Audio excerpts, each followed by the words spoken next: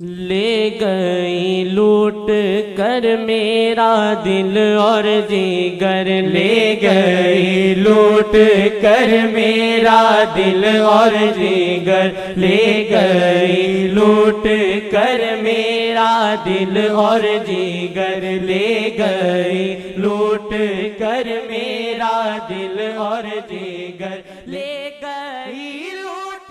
کر مالک یوم الدین۔ صدق اللہ العظیم، صدق رسول اللہ الکریم۔ جاننا چاہیے کہ یہ سورۃ فاتحہ کی ایک چھوٹی سی آیت ہے، اور سورۃ فاتحہ میں کل 7 آیات، اور یہ آیت جو ہے ان پچھلی 2 آیات کے بالکل برعکس معلوم ہوتی ہے۔ الحمدللہ رب العالمین، یعنی تمام تعریف ہے اللہ کے لیے جو تمام جہانوں کو پالنے والا ہے۔ پھر الرحمن الرحیم، وہ رحمان ہے، وہ رحیم ہے۔ پھر آگے جو یہ الفاظ آ رہے ہیں، یہ مالک یوم الدین، یعنی وہ قیامت کے دن کا بھی مالک ہے۔ اللہ پاک کی ذات بابرکات جب ہم اس دنیا میں نہیں تھے اس وقت بھی موجود تھے، اور یہ ہے کہ پھر جب ہم عالم ارواح میں تھے اس وقت، اور جب یہ ہے کہ یہ پھر دنیا بنائی گئی اور پھر ہمیں یہاں بھیجا گیا، تو آج بھی موجود ہیں، اس سے پہلے بھی موجود تھے، اور پھر یہ ہے کہ یہ ساری دنیا بدل جانی ہے، سب کچھ ختم ہو جانا ہے، یہ زمین، یہ آسمان، یہ پانی، یہ دریا، یہ ستارے، یہ چاند، یہ آسمان، یہ سب کچھ ختم ہو جائے گا۔ اور مالک یوم الدین، یعنی اس دن کا بھی اللہ پاک کہہ رہے ہیں کہ میں مالک ہوں، جس دن یہ کچھ بھی نہیں ہوگا، تم ہو گئے اور میں ہوں گا۔ اب جیسے کہ وہ ہم آپس میں بات کرتے ہیں کہ ہاں بھائی کہ اصل انصاف پھر قیامت والے دن ہی ہوگا، لیکن یہاں اللہ پاک انصاف کی بات نہیں کر رہے ہیں، وہ قیامت کے دن کی مالک ہونے کی بات کر رہے ہیں، یعنی یہاں بھی وہ اللہ اپنی یہ ہے کہ بڑائی کو اور یہ ہے کہ اپنی خدائی کو یہ ہے کہ ظاہر کر رہے ہیں کہ وہ قاضی یوم الدین نہیں ہوگا، وہ مالک یوم الدین۔ اس دن بھی اگر کسی کو معاف کرنا چاہوں گا تو جتنا بھی گنہگار ہوگا معاف کر دوں گا، اور اگر کسی نیک کو پکڑنا چاہوں گا تو وہ جتنا بھی نیک ہوگا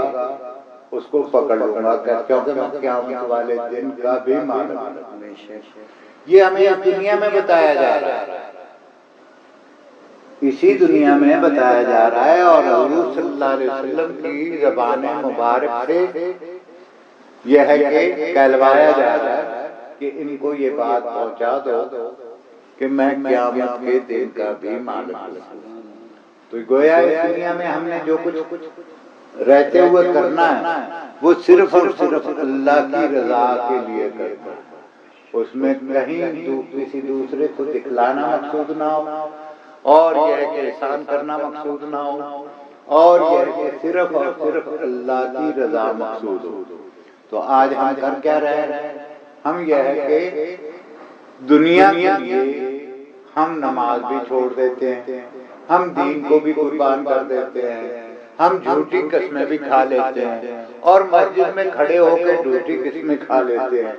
اور یہ ہے کہ قرآن بھی سر پہ رکھ کے جھوٹی قسمیں کھا لیتے ہیں۔ تو اب یہ دیکھیں نا کہ ہمارا دین سے کتنا تعلق مضبوط ہے، یا ہم دین سے کتنے دور ہیں۔ اب اللہ پاک قرآن مجید میں ایک دوسری جگہ فرماتے ہیں مَا تَشَاءُونَ إِلَّا أَن يَشَاءَ اللَّهُ رَبُّ الْعَالَمِينَ، کہ تم لوگ تو وہ چاہ بھی نہیں سکتے، تم یہ سمجھتے ہو کہ ہاں جی ہم یہ ہے کہ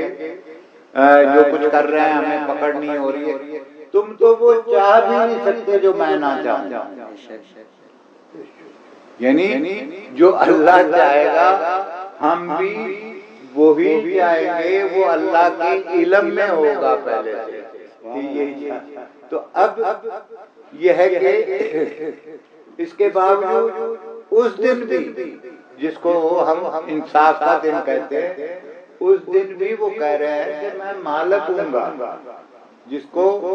پکڑنا چاہوں پکڑ لوں، جس کو چھوڑنا چاہوں چھوڑ دوں، جس کو معاف کرنا چاہوں معاف کر دوں. تو اب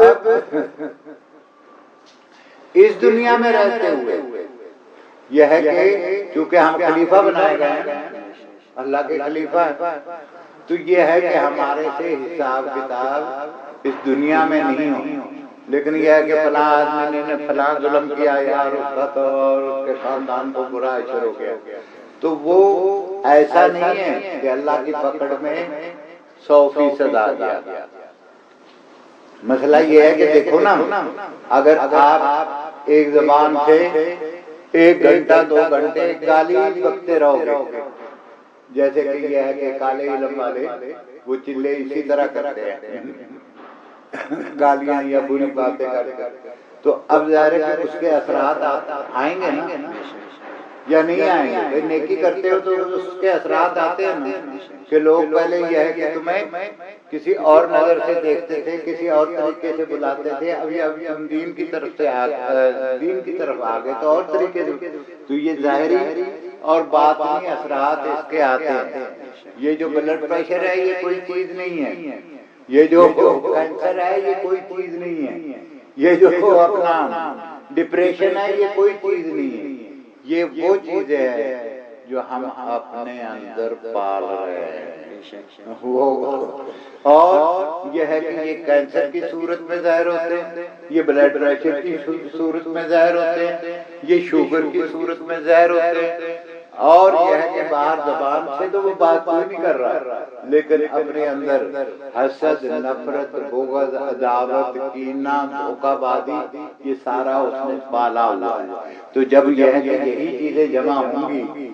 تو یہی باہر آئیں گی، یہی خون میں شامل ہوں گی تو یہی کینسر بنے گا، یہی ڈپریشن بنے گا، یہی بد عادت آدمی بنے گا، یہی نیکی کی طرف جائے گا. بات سمجھ میں آ رہی ہے؟ تو بھائی یہ ہے کہ جب اللہ پاک نے یہ سارا نظام بنایا، پورا بندہ بنایا، اور اس کی کیفیت یہ ہے کہ اسی نے جس کیفیت میں ڈھلنا چاہو، صحبت صالح ترا صالح کند، صحبت صالح ترا صالح کند، کہ اگر بالفرض کہیں آگ جلے گی تو یہ ہے کہ اگر ایک برا آدمی یہ ہے کہ آگ کے قریب بیٹھا ہے تو اس کو تپش آئے گی نا بھائی، اور اگر کوئی نیک آدمی بیٹھا ہے تو اس کو کیا یہ ہے کہ سردی لگے گی؟ اس کو بھی تپش ہی آئے گی. تو یہ وہ باتیں ہیں جن پہ ہم غور کرنے کی ہمیں فرصت ہی نہیں ہے. کیوں کہ ہم دین پہ عمل کرنے والے ہوں تو ہمیں ان باتوں کی فرصت ملے، اور جس کو ہم مراقبہ کہتے ہیں، اور مراقبہ کرنے والے ہوں تو یہ باتیں ہماری سمجھ میں آئیں. ہم نے تو یہ ہے کہ یہاں پہ بھی آ کے کیسے پتہ نہیں یہ ہے کہ وہ بندے بس ہوئی ہے، ادھر چھٹی ہوئی ادھر باہر کھڑے ہوئے، اور یہ کہ جو کچھ تھا وہی چھوڑا اور بھاگ لیے. تو بھائی یہ ہے کہ اس دنیا میں رہتے ہوئے یہ ہے کہ ہم نے جو بھی کام کرنا وہ اللہ کو دکھا کے کرنا، دنیا سے چھپا کے کرنا، حضور صلی اللہ علیہ وسلم کے طریقے کے مطابق کرنا، اور پھر ہی ہم یہاں سے کامیاب ہوتے جائیں گے. کیوں کہ اللہ کی ذات جب ہم عالم ارواح میں تھے اس وقت بھی تھی، جب ہم یہاں آ گئے تو اب بھی ہے، اور جب ہم اس دنیا سے جائیں گے تو وہاں بھی اسی سے سامنا ہونا ہے. تو پھر یہ ہے کہ ہم اس سے چھپاتے ہوئے، یعنی دنیا سے تو ہم چھپا رہے ہیں، اس سے ہم ڈر رہے ہیں، تو اللہ سے ہم سے نہیں ڈر رہے. اور جب ہم اللہ سے ڈرنے والے ہو جائیں گے تو پھر ہمارا دنیا کا بھی ڈر ایک طرف کا ہی ہوگا، یا اللہ کا ہوگا یا دنیا کا ہوگا. جب ہم دنیا سے ڈریں گے تو پھر یہ ہے کہ ہم اللہ سے ڈرنے والے نہیں ہیں. اور جب ہم اللہ سے ڈرنے والے ہوں گے تو پھر پوری دنیا سے ہمیں ڈرنے کی نہ ڈر محسوس ہوگا، نہ ڈرنے کی ضرورت محسوس ہوگی۔ ہری بات تو اس لیے جو کچھ بھی اللہ نے، جس کو ہم دین کہتے ہیں، جو کچھ بھی اللہ نے بھیجا کہ یہ کرنا ہے وہ ہمارے فائدے کے لیے، تو بھائی اب ظاہر ہے عمر کے حساب سے بھی یہ ہے کہ اب ڈپریشن ہو جانا، شوگر ہو جانا، دمہ ہو جانا، یہ عام چیزیں ہیں، لیکن آج تک نہ کوئی گولی کھاتے ہیں، نہ کوئی دوائی کھاتے ہیں، نہ یہ ہے کہ وہ ان میں سے کوئی چیز ہمارے قریب آئی، کیونکہ اللہ پاک نے فل جوانی میں ایسا کچھ عطا کر دیا تھا کہ ہم لگ ہی اس طرف گئے۔ تو اب ظاہر ہے کہ جب ہم دنیا کے فارغ بیٹھے ہوں گے تو دنیا کے بکھیڑے پڑیں گے، ہاں بھائی نیند آ گئی، ہاں تو پھر جاگ کے سنو، سو کے نہیں سنو۔ تو یہ ہے کہ یہی ڈپریشن ہے، یہی بلڈ پریشر ہے، یہی ٹینشن ہے، یہی یہ ہے کہ وہ نفسیاتی مرض ہے، یہی جو ہے وہ بے چینی ہے۔ تو اب جب یہ ہے کہ ہم اللہ کے راستے پہ چلنے والے ہوں گے تو پھر یہ ہے کہ بے چینی کاہے کی ہوگی کہ جو کرنا ہے اللہ نے کرنا، میں تو کچھ کر ہی نہیں سکتا، یا ہوگی بے چینی؟ نہیں ہوگی۔ اور جب یہ پتا ہوگا کہ میں نے کرنا، اللہ تو ہے ہی کوئی نہیں، تو پھر اور کچھ نہیں تو بلڈ پریشر تو بڑھ ہی جائے گا نا بھائی، شوگر تو بڑھ ہی جائے گی نا بھائی۔ دیکھو نا شوگر اور بلڈ پریشر کا آج تک کہیں علاج ہوا؟ کیوں کہ یہ مرض نہیں ہے، یہ علامتیں ہیں، وہ علامتیں ہم نے اندر پال رکھی ہیں۔ تو جب یہ ہے کہ وہ ان کو نکالیں گے نہیں، اور ان کو تو جب ہی نکالیں گے نا جب اللہ سے کوئی تعلق ہوگا۔ حضور صلی اللہ علیہ وسلم نے فرمایا کہ اگر کوئی تمہاری بےعزتی کر دے یا یہ ہے کہ کوئی تمہیں برا بھلا کہے تو اس کو فوراً معاف کر دو۔ اور یہاں پہ بات ختم نہیں ہوئی، حضور صلی اللہ علیہ وسلم نے فرمایا کہ جو بھی کمی ہوگی میں ادا کروں گا۔ اگر معاف کرنے میں کوئی بھی تمہیں کمی ہو جائے، کوئی کہیں تمہاری بےزتی ہو جائے، کہیں تمہاری عزت میں فرق آ جائے، تو وہ کمی میں پوری کروں گا۔ بھائی حضور صلی اللہ علیہ وسلم کی ضمانت کو بھی ہم نہیں مانتے۔ ہم تو کہہ رہے ہیں کہ اس نے ایک گالی دی ہے اور اب ہم 10 دے کے بھی ہمارا حساب برابر نہیں ہوگا، تو پھر بھائی بلڈ پریشر تو ہوگا نا، لو ہو جائے یا ہائی ہو جائے۔ اگر کمزور دل ہے تو لو ہو جائے گا، اگر دل ٹھیک پاور میں ہے تو ہائی ہو جائے گا، دونوں میں سے ایک ہو جانا لازمی۔ تو اب کون سا آدمی ہے جو بلڈ پریشر کا مریض نہیں، کون سا آدمی ہے جو شوگر کا مریض نہیں، کون سا آدمی ہے جو جوڑوں کے درد کا مریض نہیں؟ تو بھائی معاملہ یہ ہے کہ یہ سارا کچھ ہم اپنے اندر پالتے ہیں، جب تک اس کو نکالیں گے نہیں تو ہم تندرست کیسے ہوں گے؟ اللہ پاک ہم سب کو سمجھ عطا فرمائے، اللہ پاک ہمیں